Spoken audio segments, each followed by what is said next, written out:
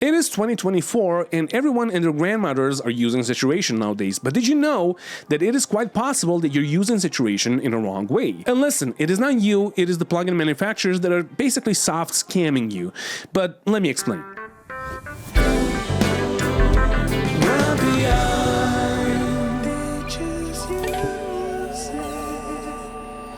Alright, so for those people that are unsure what saturation really is, let me spend a minute explaining what it is and how it works. Essentially, saturation is adding distortion to your original signal. And it was there since the first record was ever made. Almost every piece of gear that was ever made has introduced some saturation to the sound that it was recording. It comes with a plethora of different flavors. The most common ones are tube, transistor, tape, and digital saturation. Even though they're doing basically the same thing, or in other words, compressing your signal and adding harmonic distortion to it, they all sound different. There is plenty of reasons for that, but we don't have enough time to cover all the types of distortion and their differences. But the matter of fact is that all music gear will distort when it's pushed to its limit. You can think of it as a guitar amplifier. If the gain knob is down, it's gonna sound clean.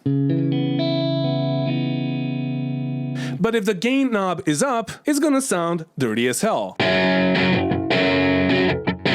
The funny thing is that for decades the gear manufacturers were trying to make their products to sound as clean as possible, yet we still naturally gravitate towards the distorted sounds. The good thing is that nowadays we can choose how much saturation we want on our signal, because back in the day we couldn't really choose how much the signal is going to get distorted. The singer might get excited during the song and then everything goes to hell and everything sounds distorted as hell. But nowadays we can record it as clean as possible and then add some saturation on top of it, so it would still be intelligible and as close to the original as possible, but then we can decide how much warmth or dirt we want to add to the sound. But there is a catch though. Most of us are working in the box and using our VST instruments and DAWs to make songs. And if we don't use any external gear or plugins that are emulating what analog gear is doing, there is a huge risk of our songs sounding too cold, too clean, and too digital.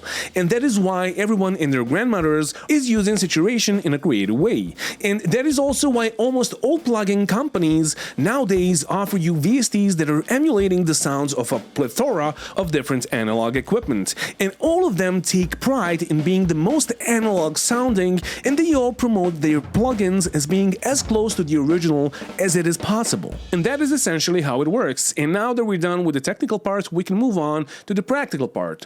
And let me show you how your favorite plugin might be causing more issues than it's solving. Alright, so we're back in our trusty DAW. For me, it's gonna be Cubase. And currently, I have a test generator or a signal generator going at 1 kilohertz, and you can see the oscilloscope here. It's just gonna be a sine wave, and it sounds like this.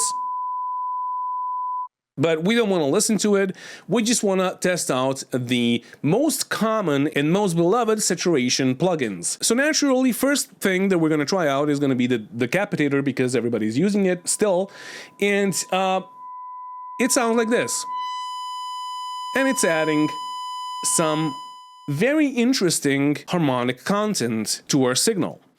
So we have the fundamental, the original frequency, then the second harmonic, third one, fourth one, blah, blah, blah. And there is no harmonic content below the fundamental frequency because there shouldn't be any. But watch what happens when I switch the oscillator from 1 kilohertz to 10 kilohertz. So we just switched it. This is just pure signal without the decapitator. And if you have a dog, he's probably tripping his paws out right now. But what happens when we introduce the saturation from the decapitator? Do you see the harmonic content below the original signal? It simply should not be there at all, but let me explain why this is happening. When you're using analog gear and you want to saturate your signal, you're going out of the PC into the gear and back from the gear into your PC. And for that, you're using your audio interface's AD and DA converters. And since some of you might not know, AD stands for analog to digital and DA stands for, of course, digital to analog. And those converters have anti-aliasing filters built into them, because your computer can't really record record, or should I say it can't sample the frequencies that are above what is essentially half of your audio interface's sampling frequency. And I know that this all is way too much, and I'm trying to dumb it down, so just stay with me. So basically, if your audio interface's sampling frequency is set to 48K or 48 kilohertz per second, the maximum frequency that your interface can actually sample is going to be 24 kilohertz. Everything above that is being discarded, because if it wasn't, it would fall back and sound unnatural. Or in other words, it would add frequencies that simply should not be there. And that frequency above which everything is being folded back is called the Nyquist frequency. So that is why your converters have anti-aliasing filters in them, because you don't want that shit in your songs. But most of the plugins might not have anti-aliasing filters. So let's go back to Cubase and let's check out a couple of more plugins. So now we're back in Cubase, and instead of the Decapitator, let's try the Oxide tape recorder from UAD plugins. And it does the same thing. It does the same thing. So if you have a signal that is at like 10 kilohertz, it's just gonna fall back and do this, which shouldn't happen, and it just doesn't happen with analog gear. So let's try the Studer. The tape recorder, does it do the same thing? Yes, it does. It does basically the same fucking thing, and it just shouldn't be like that. And now we have the Fab Filter Saturn, and it sounds like this. It does the same shit. Like, no, it's even worse. It is even worse. The original signal, the fundamental, is on 10K, but it falls back and it just adds something. And like, what is this? Like 2K, 2 point something K. And so instead of sounding like this, and I'm hoping that you can hear this, because like I don't know what YouTube is going to do to it, but like it sounds like this. Instead of sounding like this, it sounds like a lower fucking frequency. But it's not the same for all the settings. For warm tube, it's still gonna add the same frequency, but you can still hear the fundamental.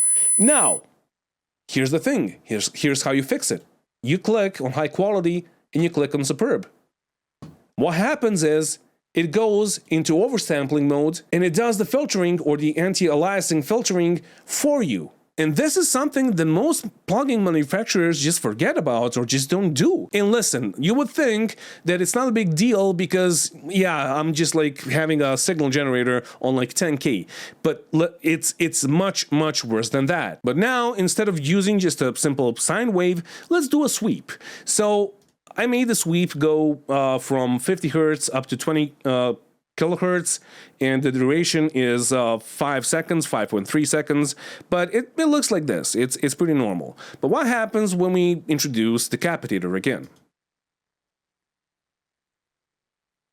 Do you see the frequencies that are folding back? The sweep is still going in one way, but you have some frequencies that are folding back and just being introduced even though they should not be there. So basically it sounds like this.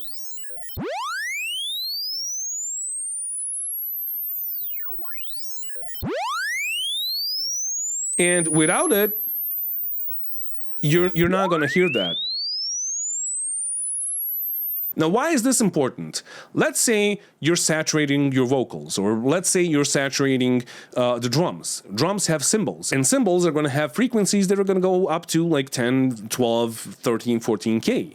And if you saturate those, they're going to fall back, and there's just going to be a mush, like a digital, weird fucking sound that is not supposed to be there. And that is why whenever you buy a plugin, and if you want to get a saturator like a Decapitator or a Saturn or whatever, you need to test it out. And you need to do the same thing, the very same thing that I just showed you, and test it out before you buy it. Because if not, you're going to get this. So the things that you're looking for are oversampling, and if there is any mention of anti-aliasing filters. If not, don't get those saturation plugins. But that's it for today, guys. Thank you for watching, and thank you to all my patrons and my channel supporters on a different channel, because this one is still not monetized because I just made it like a couple of weeks ago. And if you could subscribe, that would be awesome, because I need like 1,000 subscribers and some watch time so I can monetize this channel. And if you want to become a supporter, there's a Patreon link down in the description of the video. And that's it. Thank you for watching again, and peace out, and careful about plugins that you buy, because you might get this. Bye. Bye.